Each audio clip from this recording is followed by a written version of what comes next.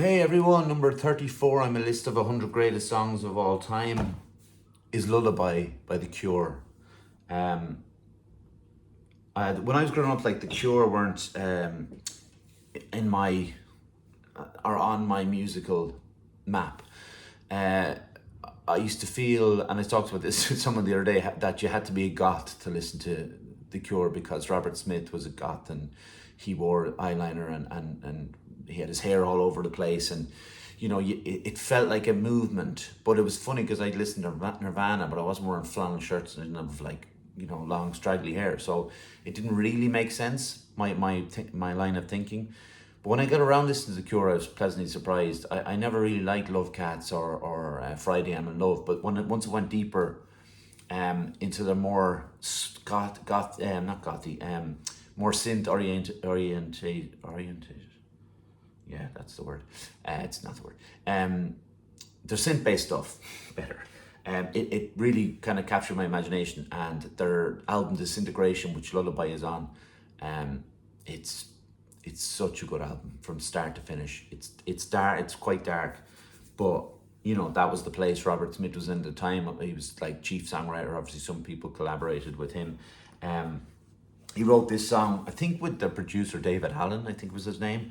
Co-wrote it, and I've always loved that really heavily echoey. I spy with my little eye something beginning with this, and then it kicks in. It's like a 1, 2, 3, 4, and it kicks into the song. And Robert Smith is playing, as far as I know, he's playing a 6-string bass, so it's that octave lower, so it sounds really low. I have this on string setting because for a reason, but I'm just going to play what he's playing. So he starts with,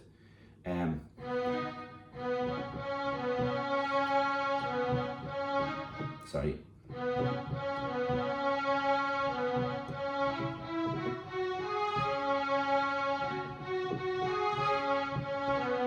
That's all he's doing. He plays it twice.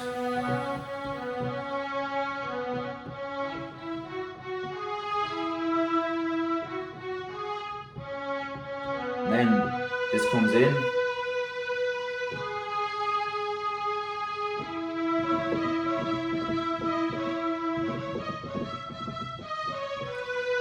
Plays at that kind of string sound.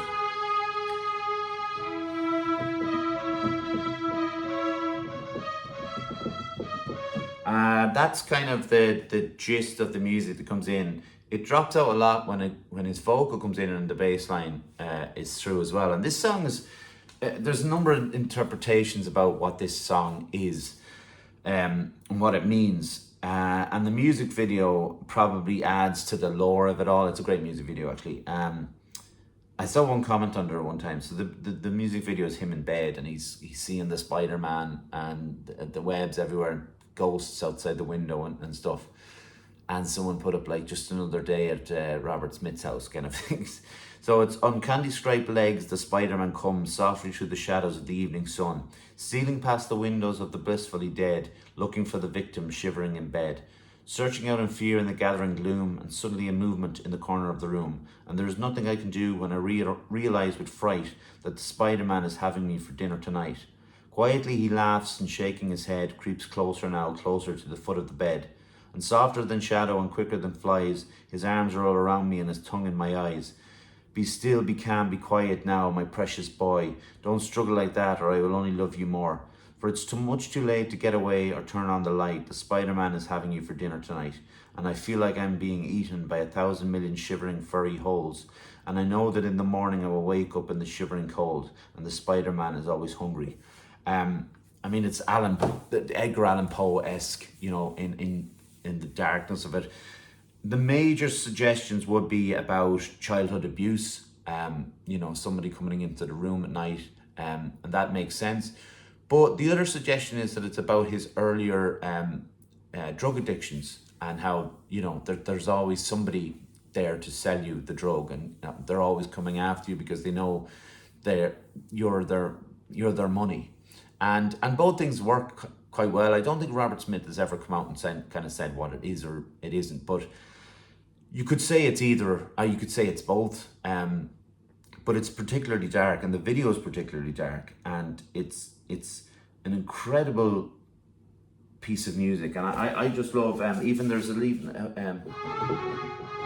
hold on.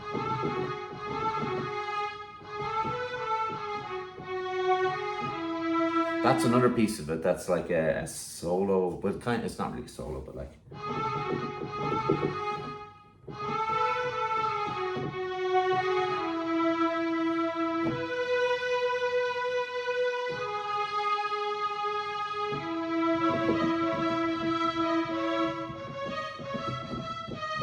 And it's so drenched in like atmosphere. It's so drenched in what that particular it's not, it doesn't sound quite like the strings on my electric piano. It's more synthy strings, but it is full of like character, and that eeriness and the kind of foreboding element of the lyrics is matched by what they are doing on the instruments.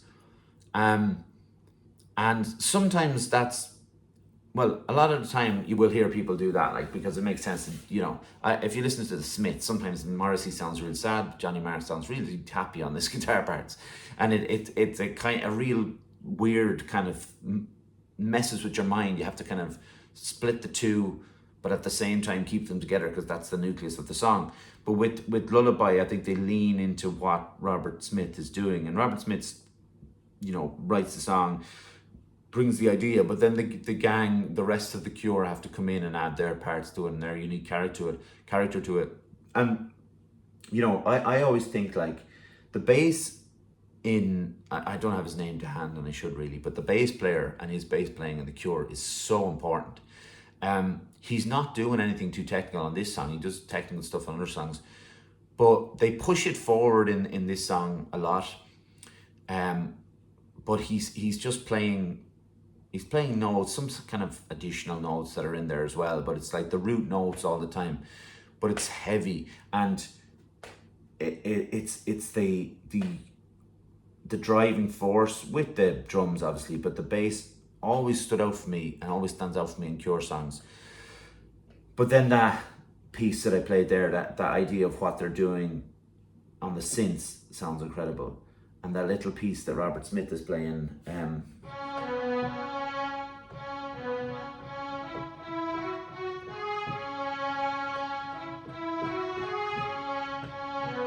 it's a very basic little riff he's playing. He plays that on his guitar. I wish I'd kind of gotten around to them sooner. I'll be honest. I only really maybe 2 years ago, I got Disintegration on vinyl.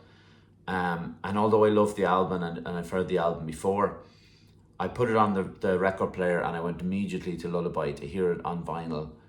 I've got decent enough speakers and I plugged them in, and it's just like, you know, it washes over you. When the song is that good, when you love a song that much and there is so much depth to it, you can't help but just let it just, you know, take you away to kind of another place. The eeriness of where he is in that horrible bedroom, whoever that Spider-Man is, it's a very, very haunting song. But yeah, number 34, yeah, Lullaby, by The Cure.